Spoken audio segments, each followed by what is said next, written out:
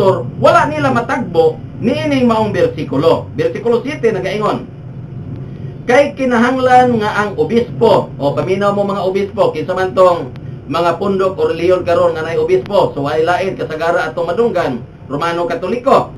So paminaw mo mga miyembro sa Romano Katoliko, kay kinahanglan nga ang obispo dili badlunganon. So sa in English giingon nga, for a bishop must be blameless. So ang usa ka obispo o usa ka pastor o usa ka ansyano, kinahanglan mo na requirement sa Ginoo nga dili badlunganon, ingon nga tinugyanan sa Dios, dili mabuot-buoton sa kaugalingon, dili masukanon, dayon dili mahigugmaon sa bino, dili makig-awayon, dili dalo sa makauulaw nga ganansya.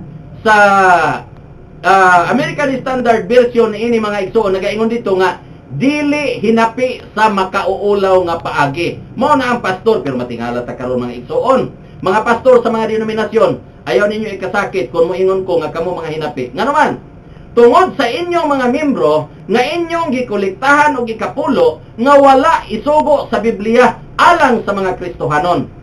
So, ang giingon sa Biblia nga dili hinapi sa makaulaw nga ganansya, kamo wa mo magtuman niini. Tungod kay nagakolekta kamo nga wala ini anang mga doktrina nga wala isugo sa mga Kristohanon.